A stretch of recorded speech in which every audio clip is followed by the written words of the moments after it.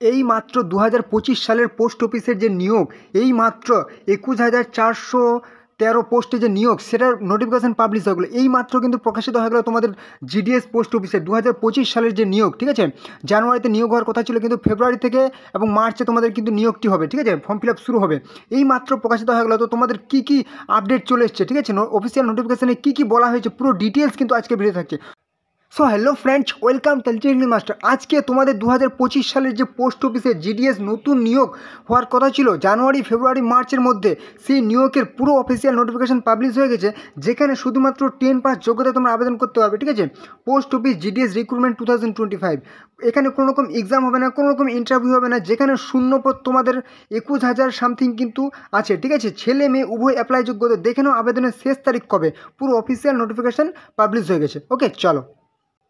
তো এই দেখতে পাচ্ছ তোমাদের কিন্তু পুরো অফিসিয়াল নোটিফিকেশান, ঠিক আছে। Government of India, ministry of communication, ঠিক আছে, ডিপার্টমেন্ট অফ পোস্ট, ঠিক আছে, ডাক ভবন সংসদ মার্গ, ঠিক আছে, নিউ দিল্লি থেকে পাবলিশ হয়েছে। যেটা পাবলিশ হয়েছে কবে, 7/2/2025, ঠিক আছে, ফেব্রুয়ারি মাসের 7 তারিখে পাবলিশ হয়েছে। কিন্তু অফিসিয়ালি কিন্তু তোমরা 11 তারিখে কিন্তু পুরো অফিসিয়াল নোটিফিকেশান একদম তোমাদের যে ওয়েবসাইট, ঠিক আছে, জিডিএসের সেই ওয়েবসাইটে কিন্তু পাবলিশ হয়ে গেছে।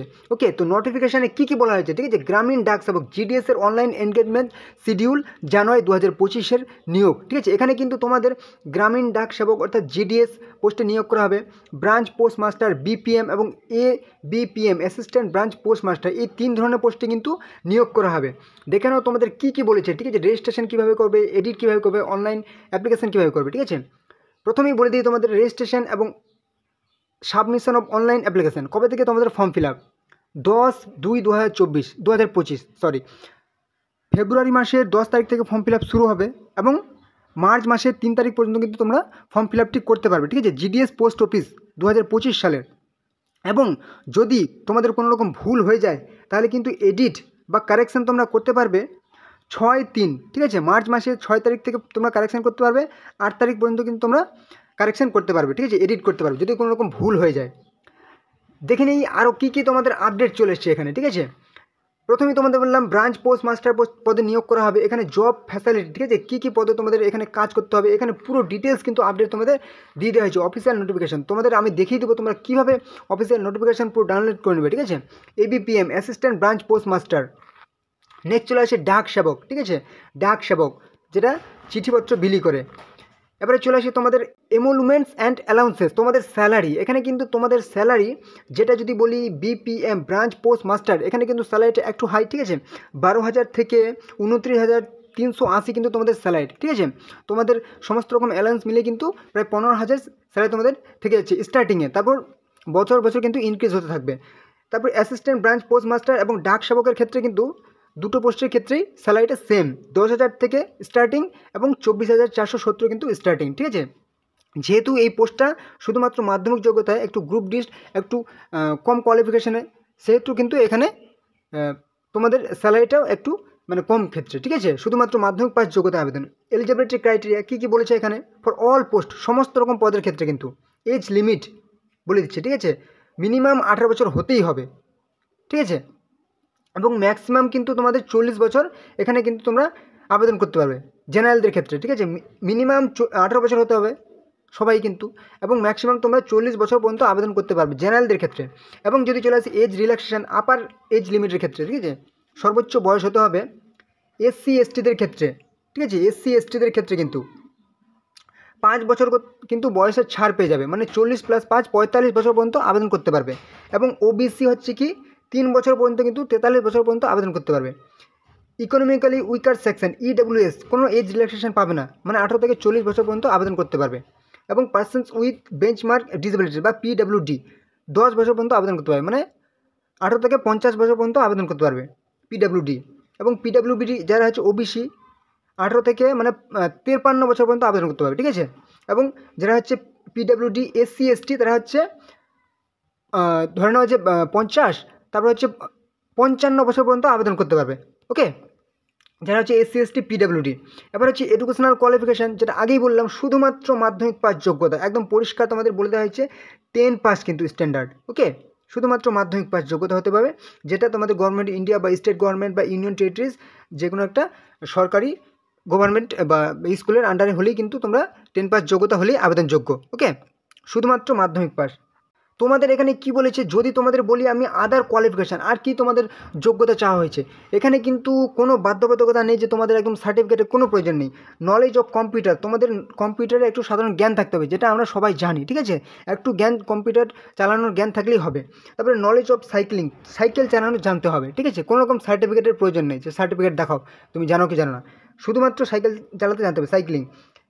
কী বলছে, অ্যাডেকুয়েট মিনস অফ লিভলিহুড, ঠিক আছে, তুমি যেই স্টেট থেকে আবেদন করবে, ঠিক আছে, সেখানকার কিন্তু তোমার বাসিন্দা হতে হবে। ওকে, তুমি ওয়েস্ট বেঙ্গল থেকে আবেদন করো, ওয়েস্ট বেঙ্গলের বাসিন্দা হতে হবে। তুমি ত্রিপুরা থেকে আবেদন করো, ত্রিপুরার বাসিন্দা হতে হবে, ঠিক আছে, বা ধরে নাও ইন্ডিয়ার বাসিন্দা হতে হবে, সমস্ত স্টেট থেকে আবেদন করতে পারবে, ঠিক আছে।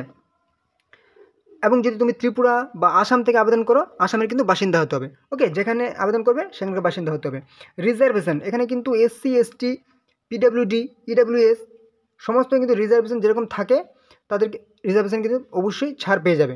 ওকে, এবং এখানে একটা বলে দিই, ফরম্যাট অফ সার্টিফিকেট, তোমাকে কিন্তু যেহেতু সেন্ট্রাল গভর্নমেন্টের চাকরি, অবশ্যই কিন্তু কাস্ট সার্টিফিকেট সেন্ট্রাল ফরম্যাটে করতে হবে, ঠিক আছে। আর হ্যাঁ, তোমরা যদি ফর্ম ফিল আপ কীভাবে করবে তার কিন্তু পুরো ডিটেলস যদি ভিডিও চাও, অবশ্যই কিন্তু আমাকে কমেন্টে জানাবে, ঠিক আছে। আজকের ভিডিওতে অত ডিটেলসে আমি আর বলছি না কীভাবে তোমরা অ্যাপ্লাই করবে, আর দেখে নাও তোমাদের কীভাবে হাউ টু অ্যাপ্লাই, তোমরা কীভাবে অ্যাপ্লাই করবে। দেখতে পাচ্ছ indiapost.gds.online.in, ঠিক আছে, এই ওয়েবসাইটে কিন্তু তোমাদের ফর্ম ফিল আপ করতে হবে, ঠিক আছে। তো তোমরা কীভাবে ফর্ম ফিল আপ করবে সেই ডিটেলস যদি ভিডিও চাও, অবশ্যই কিন্তু আমাকে বলবে কমেন্টে যে আমাদের ডিটেলস একটা ভিডিও হলে খুব ভালো হয়, কীভাবে রেজিস্ট্রেশন করবো, কীভাবে ফর্ম ফিল আপ করবো, কীভাবে ফাইনাল সাবমিট করবো, ঠিক আছে, পুরো ডিটেলস কিন্তু ভিডিও আমি পরবর্তী ভিডিওতে অবশ্যই দিয়ে দেবো, তোমরা যদি চাও। সিলেকশন অফ ক্রাইটেরিয়া, আর কী কী তোমাদেরকে আর কী কী যোগ্যতা লাগবে, মানে যোগ্যতা নয়, আর কী কী প্রসেস আর কি, ঠিক আছে, কীভাবে তোমাদের নিয়োগ করা হবে। তো তোমাদের একটা মেরিট লিস্ট তৈরি হবে, ঠিক আছে, তোমাদের একটা মেরিট লিস্ট তৈরি হবে, যেই মাধ্যমিকের রেজাল্ট অনুযায়ী সেই মেরিট লিস্ট অনুযায়ী কিন্তু তোমাদের নিয়োগ করা হবে। এখানে কিন্তু কোনো রকম তোমাদের এক্সাম হবে না, ঠিক আছে, কোনো রকম এক্সাম হবে না, কোনো রকম তোমাদের ইন্টারভিউ হবে না, ঠিক আছে, মাধ্যমিকের রেজাল্ট অনুযায়ী কিন্তু তোমাদের নিয়োগটি করা হবে। তো তোমাদের যাদের হচ্ছে 80-র ওপরে নাম্বার আছে, 80 থেকে 100-র মধ্যে নাম্বার আছে, অবশ্যই কিন্তু ফর্ম ফিল আপ করে নেবে। আর যদি তোমাদের ইচ্ছে হয় 70 থেকে 80, তোমরাও করতে পারো, কিন্তু একটু ভালো নাম্বার হলে খুব বেশি ভালো হয়, যেহেতু নাম্বারের অনুযায়ী তোমাদের এই নিয়োগটি করা হবে। ওকে, এবারে চলে আসি, তোমাদের ফর্ম ফিল আপের পর কিন্তু শেষে কিন্তু অবশ্যই ডকুমেন্ট ভেরিফিকেশান হবে। যে সমস্ত ডকুমেন্ট ভেরিফিকেশানগুলি তোমাদের, যে সমস্ত ডকুমেন্টসগুলি লাগবে, মার্কশিট দেখবে, মাধ্যমিকের যে মার্কশিট অনুযায়ী তোমরা ফর্ম ফিল আপ করবে, অবশ্যই মাধ্যমিকের মার্কশিট রাখতে হবে। আইডেন্টিটি প্রুফ হিসাবে তুমি একটা রাখতে পারো আধার কার্ড বা ভোটার কার্ড, যে কোনো একটি, ঠিক আছে। কাস্ট সার্টিফিকেট, যদি তুমি কোনো কাস্টের মধ্যে পড়ো, সেই কাস্ট সার্টিফিকেট কিন্তু তোমাকে অবশ্যই রাখতে হবে। যদি পিডাব্লিউডির মধ্যে পড়ো, অবশ্যই পিডাব্লিউডির সার্টিফিকেট রাখতে হবে। ইডাব্লিউএস এর মধ্যে পড়ো, তাহলে কিন্তু সেই সার্টিফিকেট রাখতে হবে, ঠিক আছে। পার্সনস উইথ বেদমার্ক ডিসেবিলিটিস, বা যদি বলো তুমি ইকোনমিক্যালি উইকার হও, যদি না হও তাহলে কিন্তু সেই সার্টিফিকেট লাগবে না, ঠিক আছে। যদি ট্রান্সজেন্ডার হও, ঠিক আছে, তাহলে কিন্তু সেই সার্টিফিকেট লাগবে, যদি না হও তাহলে কিন্তু লাগবে না। ডেট অফ বার্থ প্রুফ হিসাবে তুমি কিন্তু বার্থ সার্টিফিকেট দিতে পারো, কিংবা মাধ্যমিকের অ্যাডমিট দিতে পারো।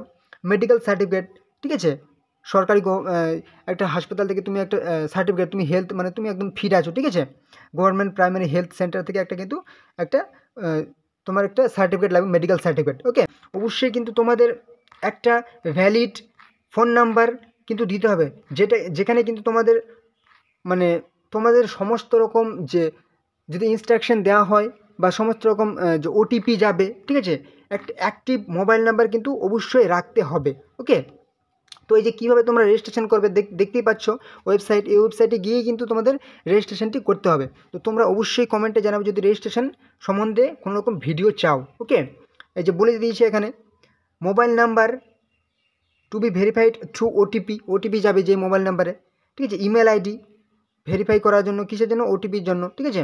আধার নাম্বার যদি থাকে, ঠিক আছে। ইনফরমেশান অ্যাবাউট বোর্ড, যে তুমি মাধ্যমিকের অ্যাডমিট, ঠিক আছে, ম্যাট্রিকুলেশন সার্টিফিকেট দিবে, পাসিং ইয়ার, ঠিক আছে, মাধ্যমিক পাস সার্টিফিকেট। এবার স্ক্যান ফটো, ঠিক আছে, তোমার একটা ফটো কিন্তু লাগবে, ঠিক আছে, সেটা হচ্ছে কি জেপিজি বা জেপিইজি ফরম্যাটে করতে হবে, 50 কেবির মধ্যে কিন্তু সেটা স্ক্যান করতে হবে, ঠিক আছে। একটা ফটো তোমার রিসেন্ট সিগনেচার জেপিইজি বা জেপিজি ফরম্যাটে করতে হবে, 20 কেবির মধ্যে থেকে, ঠিক আছে, 20 কেবির কিন্তু কম হতে হবে সিগনেচার, আর কিন্তু ফটো কিন্তু 50 কেবির মধ্যে হতে হবে, এর বাইরে কিন্তু গেলে হবে না। এবার হচ্ছে খুবই একটা গুরুত্বপূর্ণ কি অ্যাপ্লিকেশন ফি, তোমাদের ফর্ম ফিল আপের কিন্তু অ্যাপ্লিকেশন ফি এখানে শুধুমাত্র 100 টাকা করে লাগবে, শুধুমাত্র জেনারেলদের জন্য কিন্তু, ঠিক আছে, 100 only paid by the applicants for all post, সমস্ত পদের ক্ষেত্রে কারা বাদে, যারা হচ্ছে ফিমেল, মহিলা বাদে কিন্তু, ঠিক আছে, মহিলাদের একদমই লাগবে না। এবং SC ST অবশ্যই কোনো রকম আবেদন মূল্য লাগবে না, ঠিক আছে। SC ST, মহিলা, PWD, ঠিক আছে, ট্রান্স ওমেন, তাদের কিন্তু কোনো রকম অ্যাপ্লিকেশন ফি লাগবে না, এবং বাকিদের কিন্তু 100 টাকা করে শুধুমাত্র অ্যাপ্লিকেশন ফি লাগবে। ওকে, তো এই হচ্ছে কিন্তু অনলাইন অ্যাপ্লিকেশান। অবশ্যই তোমরা আমাকে বলে দেবে যদি অনলাইনে তোমরা কীভাবে ফর্ম ফিল আপ করবে সেটা চাও। এখানে আবার আপলোড তোমরা করবে সেটা পুরো ডিটেলসে বলে দিয়েছে। রিসেন্ট ফটোগ্রাফ হতে হবে, JPG বা JPEG, 50 কেবির বাইরে হলে হবে না, ঠিক আছে, এর মধ্যে হতে হবে সেই সাইজ। সিগনেচার 20 কেবির মধ্যে হতে হবে। এবার কি বলেছে, window for application form correction, ঠিক আছে, যে কারেকশন তোমাদের যদি কোনো রকম ভুল হয়ে যায় তাহলে কিন্তু তোমরা একটা এডিট উইন্ডো পেয়ে যাচ্ছ। ওকে, যেটা তোমাদের ডেট আমি বলে দিলাম। ওকে, এবার কি বলেছে, list of local language for GDS engagement, একটা কিন্তু তোমাদের যে তোমাদের ভাষা, ঠিক আছে, সেটা একটা লিস্ট দিয়ে দিয়েছে। যদি তোমাদের বলি আসাম, ঠিক আছে, এটা হচ্ছে সার্কেল, কিন্তু বিভিন্ন স্টেট বিভিন্ন রকম সার্কেল, ঠিক আছে। আসাম সার্কেলের মধ্যে কোন কোন পড়ছে, আসাম ডিস্ট্রিক্ট ব্যারাক ভ্যালি বোডোল্যান্ড, ঠিক আছে, territorial Bodoland territorial counselling, 3 district of Barak valley, ঠিক আছে, বোডোল্যান্ড টেরিটোরিয়াল কাউন্সিলিং, এই সমস্ত কিন্তু সার্কেল কিন্তুগুলি পড়ছে, ঠিক আছে, আসাম সার্কেলের মধ্যে। এখানে কিন্তু যে আসাম সার্কেলের মধ্যে বললাম বারাক ভ্যালি, আসামিজ ভাষা হতে হবে। তারপরে হচ্ছে 3 ডিস্ট্রিক্ট অফ বারাক ভ্যালি, এখানে কিন্তু বেঙ্গলি ভাষা হতে হবে। এবং বোডোল্যান্ড টেরিটোরিয়াল, সেটা বড়ো ভাষা কিন্তু অবশ্যই জানতে হবে। ওকে, ভাষা। এবার হচ্ছে ওয়েস্ট বেঙ্গলে যারা আবেদন করবে তাদের কি ভাষা থাকা অবশ্যই কিন্তু অবশ্যই কিন্তু তোমাদের ম্যান্ডেটরি। ওকে, যেমন ওয়েস্ট বেঙ্গল সার্কেলের মধ্যে দেখতে পাচ্ছ, প্রথমেই ওয়েস্ট বেঙ্গল তো পড়ছে, ওয়েস্ট বেঙ্গল সার্কেলের মধ্যে, যেখানে তোমাদের বাংলা ভাষা অবশ্যই জানতে হবে। এবার ওয়েস্ট বেঙ্গল সার্কেলের মধ্যে কিন্তু আন্দামান নিকোবর আইল্যান্ড পড়ে যাচ্ছে, ঠিক আছে, যেখানে তোমরা ইংলিশ বা হিন্দি ভাষা অবশ্যই জানতে হবে। সিকিম কিন্তু ওয়েস্ট বেঙ্গল সার্কেলের মধ্যে পড়ে যাচ্ছে, যেখানে তোমাদের নেপালি, ভুটিয়া বা লেপচা বা ইংরেজি ভাষা কিন্তু অবশ্যই জানতে হবে, যে কোনো একটা জানলেই হবে। দার্জিলিং ডিভিশন কিন্তু পড়ে যাচ্ছে ওয়েস্ট বেঙ্গল সার্কেলের মধ্যে, যেটা হচ্ছে বাংলা বা নেপালি যে কোনো একটা জানলেই হবে।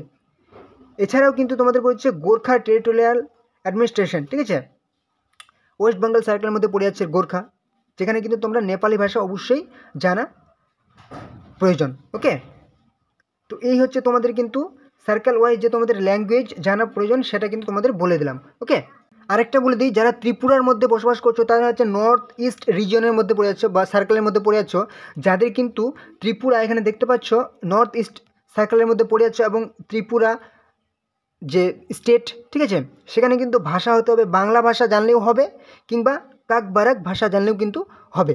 ওকে, যে কোনো একটা ভাষা জানলেই তোমরা আবেদন করতে পারবে। ওকে, আর এই দেখতে পাচ্ছ তোমাদের কিন্তু format of SC ST certificate, ঠিক আছে, তোমাদের যে SC SC সার্টিফিকেট, যারা SC STর মধ্যে পড়ছো তাদের কিন্তু এই সার্টিফিকেটটা কিন্তু সেন্ট্রাল ফরম্যাটে অবশ্যই বানিয়ে নিতে হবে, ঠিক আছে। তো তোমরা আমাকে এটা কিন্তু অবশ্যই বানিয়ে নেবে, ঠিক আছে, সেন্ট্রাল ফরম্যাট কাস্ট সার্টিফিকেট অবশ্যই বানিয়ে নেবে। ওকে, আর এটা হচ্ছে কিন্তু তোমাদের যে তোমাদের ভ্যাকেন্সি, ঠিক আছে, এখানে পুরো ডিটেলসই দিয়ে দেওয়া হয়েছে কোন সার্কেলে কত ভ্যাকেন্সি আছে। ওকে, তোমাদের যদি বলি আমি যে হচ্ছে কি আসাম, ঠিক আছে, আসামের মধ্যে এখানে কিন্তু অনেকগুলি ল্যাঙ্গুয়েজ আছে, যেই ল্যাঙ্গুয়েজে তুমি আবেদন করবে সেখানে কিন্তু ভ্যাকেন্সি এখানে পরিষ্কারভাবে দিয়ে দেওয়া আছে। হ্যাঁ, এই যে ভ্যাকেন্সিগুলো একটু ডিটেলসে তোমরা দেখে নেবে, ঠিক আছে, একটু ছোটো ছোটো করে দেখানো হয়েছে যেহেতু একটু অনেকটা বড়, ঠিক আছে। তারপর যদি ওয়েস্ট বেঙ্গল বলি, ঠিক আছে, ওয়েস্ট বেঙ্গল বাংলা ভাষা, ঠিক আছে, এবং ওয়েস্ট বেঙ্গল অনেকগুলি, ওয়েস্ট বেঙ্গলের বললাম অনেকগুলি কিন্তু সাব ডিভিশন বা ডিভিশন পড়ে আছে ওয়েস্ট বেঙ্গল সার্কেলের মধ্যে, যেখানে ভ্যাকেন্সিগুলি তোমরা কিন্তু দেখতে পাচ্ছ, এবং টোটাল ভ্যাকেন্সি কিন্তু তোমরা দেখতে পাচ্ছ, ঠিক আছে। এই যে টোটাল ভ্যাকেন্সি এখানে কিন্তু পরিষ্কারভাবে তোমরা দেখতে পাচ্ছ, টোটাল ভ্যাকেন্সি 21,413 কিন্তু টোটাল ভ্যাকেন্সি। ওকে, যেখানে ওয়েস্ট বেঙ্গলের মধ্যে অনেকগুলি সার্কেল আছে, আর এবং সেই সার্কেলের মধ্যে কতগুলি ভ্যাকেন্সি এখানে কিন্তু উল্লেখ করা হয়েছে, পুরো ডিটেলসে উল্লেখ করা হয়েছে, পুরো ডিটেলসে তোমরা দেখে নেবে। কিন্তু নর্থ ইস্টের মধ্যে যেখানে বললাম ত্রিপুরা, সেটাই কিন্তু তোমরা দেখে নেবে। নর্থ ইস্টের মধ্যে এই যে বেঙ্গলি বা কাকবারাক, এটা হচ্ছে ত্রিপুরার মধ্যে, এটা হচ্ছে ভ্যাকেন্সি তোমাদের, হ্যাঁ, ত্রিপুরার যে ভ্যাকেন্সি। ওকে, এই হচ্ছে তোমাদের 2025 সালের পোস্ট অফিসের যে নিয়োগ, ডাক সেবকের যে নিয়োগ, ঠিক আছে, GDS-এর নিয়োগ, সেটা কিন্তু পুরো একদম ভ্যাকেন্সি, ঠিক আছে, পোস্ট, টোটাল পোস্ট। ওকে, তো তো এই ছিল আজকের গুরুত্বপূর্ণ আপডেট, ঠিক আছে। তোমাদের যদি ফর্ম ফিল আপ সম্বন্ধে তোমরা কীভাবে ফর্ম ফিল আপ করবে সেই বিষয়ে যদি কোনো রকম প্রশ্ন থাকে, তোমরা যদি নতুন করে ভিডিও চাও যে আমরা কীভাবে ফর্ম ফিল আপ করবো, পুরো স্টেপ বাই স্টেপ একটা ফর্ম ফিল আপের ভিডিও দেখে দাও, ঠিক আছে। রেজিস্ট্রেশন থেকে ফাইনাল সাবমিট পর্যন্ত কীভাবে তোমরা করবে সেই সম্পর্কে যদি একটা ভিডিও চাও, অবশ্যই কমেন্টে আমাকে জানিয়ে দেবে যে আমাদের ফর্ম ফিল আপ একটা ডিটেলস ভিডিও হলে খুব ভালো হয়, ঠিক আছে। আর হ্যাঁ, তোমরা যে চ্যানেল নতুন আছো অবশ্যই কিন্তু চ্যানেলটি সাবস্ক্রাইব করে দাও, তাহলে সমস্ত রকম চাকরির গুরুত্বপূর্ণ আপডেট A to Z চাকরির কিন্তু আপডেট তোমরা এই চ্যানেলে সবার আগে পেয়ে যাবে, ঠিক আছে। সেন্ট্রাল গভর্নমেন্ট বলো, ঠিক আছে, স্টেট গভর্নমেন্ট বলো, সমস্ত রকম চাকরি, ঠিক আছে, মাধ্যমিক থেকে স্নাতক যোগ্যতার চাকরির গুরুত্বপূর্ণ আপডেট কিন্তু সবার আগে তোমরা এই চ্যানেলেই পেয়ে যাবে। আর অবশ্যই কিন্তু কমেন্টে জানাবে যদি কোনো রকম নতুন ভিডিও চাও, ঠিক আছে, রেজিস্ট্রেশন বা ফর্ম ফিল আপ সম্বন্ধে GDS-এর। ওকে, তো চলো অবশ্যই কিন্তু বন্ধুদের সাথে ভিডিওটি শেয়ার করে দাও যাতে তোমাদের বন্ধুরা কিন্তু মাধ্যমিক যোগ্যতার ফর্ম ফিল আপটি করতে পারে, ঠিক আছে। তো চলো, আর হ্যাঁ অবশ্যই কিন্তু একটি করে লাইক করে দেবে, ঠিক আছে। তোমাদের লাইক আমার কাছে অনেক বড় পাওনা, ঠিক আছে। চলো পরবর্তী ভিডিওতে আবার দেখাবে। জয় হিন্দ, জয় ভারত।